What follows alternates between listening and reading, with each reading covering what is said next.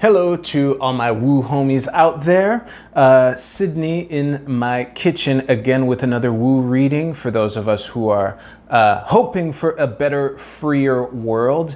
This is going to be an interesting one because the astrological timing that I noticed that I'm about to use as an opportunity to check in. I can't elaborate much on it, but it felt like there was an opportunity here. So specifically what I mean is from Saturday in the wee hours of the morning, like 2 or 3 a.m. or something like that, until Tuesday evening, and I'm in the Eastern time zone. But in that period, Venus will be making a bi-quintile with Jupiter.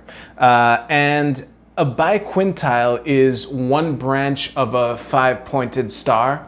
And unfortunately, it's not an aspect that most astrologers use. I can only point to Rick Levine, whose YouTube channel I will link to below, for more information on that. I'm anticipating that his September forecast will be released shortly, and there's no chance in hell that he won't say at least something about this alignment. But it smelled like an opportunity, so I wanted to check in. And speaking of which, the Ace of Cups flipped over while I was shuffling. So as always, I have 3 oracle cards here that you can feel which one that you're drawn to, or ones, it's possible, while I do the tarot reading, and then I'll come back. And by the way, I do have a bit of elaboration on this Jupiter-Venus bi-quintile, but I will save that for the very, very end of this tarot reading. So I will cut the deck. And as you know, I'm just gonna flip all 5 cards over. I'm going to pause the recording and then we'll see what we have. So we have the Knight of Wands, which has been coming up for me personally a lot lately. That is really interesting. An opportunity in the middle of our cross with the Moon card at the bottom of our deck. Let me just make sure this is lined up nicely for you.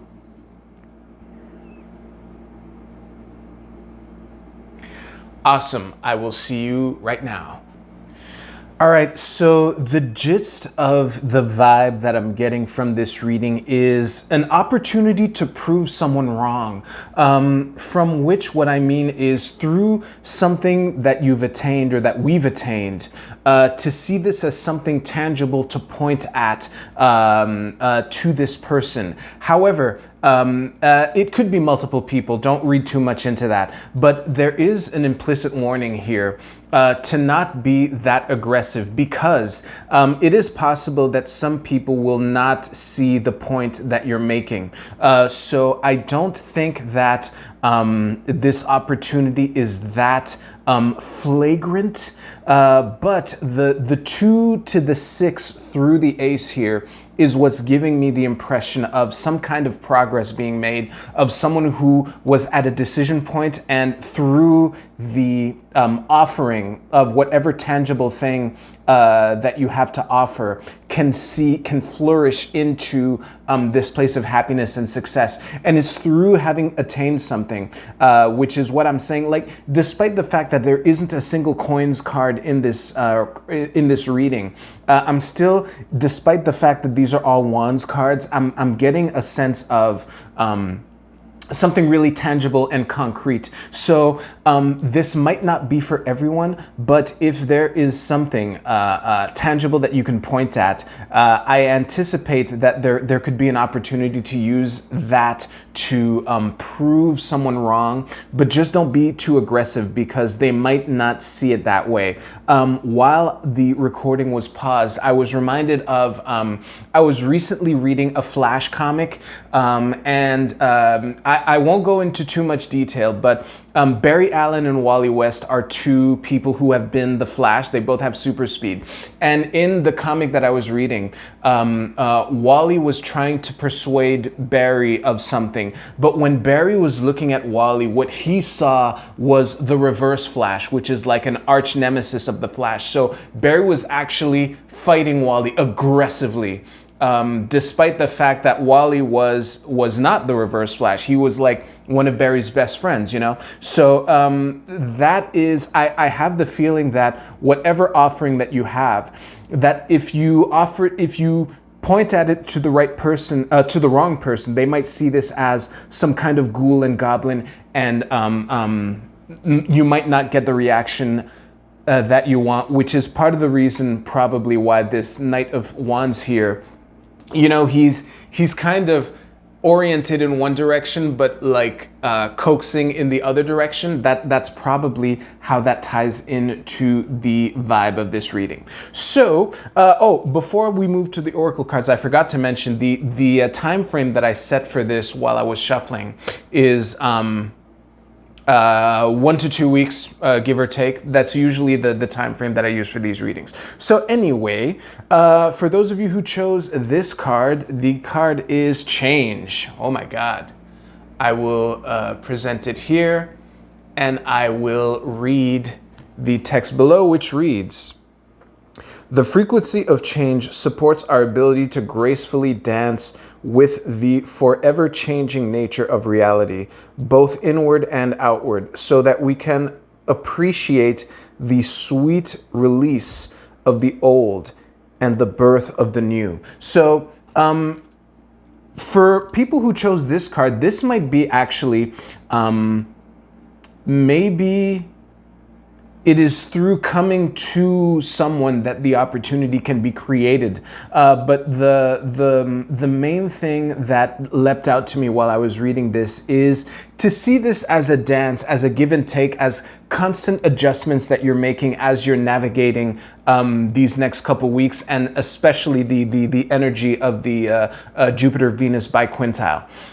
For those of you who chose this deck, your card is Gathering Together. You can't make this stuff up. Jesus Christ. This is I Ching hexagram number 45. And the keywords are massing, converging, unifying, assembling, combining forces. The sum is greater than the parts. Honestly, I feel like it's a mic drop just reading these words, but let me just absorb this here. Yeah, these are like many different streams of water uniting in this pool here. I think that for you, it would be an invitation to focus on bringing people together, bringing people and forces and things together. I would encourage not being too attached on the outcome, so that serendipitous stuff that happens, like, oh, I didn't expect that to happen, can kind of just happen on its own. But for you, I would encourage to be a honeybee, to just, you know, float from flower to flower, gathering all the pollen as you go, and to see what happens. For those of you who chose this one, it would be Blessed. Well, that's kind of an omen. I think that this could, it's not clear to me whether the card is a giving or receiving of blessings, but I don't think it really matters. I think for a lot of you who chose this card, there is, you're being invited to see these next couple months, these next couple weeks as a blessing, and to find the blessing in the things that happen as you navigate these next couple weeks. And yeah, I think that through that attitude of just being grateful and appreciative, you know, this fairy has her hands in prayer right there, that you can contaminate positively the people around you with that attitude. So yeah, that concludes the reading of the Tarot and the Oracle. If you liked this video, it would really help me out if you could give this video a thumbs up. And for those of you who are curious to know more about this Venus Jupiter bi-quintile. So the thing is, based on the little I know about Jupiter and Venus, in many astrological circles, Jupiter is called the greater benefic and Venus is called the lesser benefic. And when I saw these two planets making this very magical alignment of the bi-quintile, again, they're forming a branch of a five-pointed star. That's what a bi-quintile is. And it just smelled like something like an opportunity could open up for us, which is why I shuffled on the question that I did.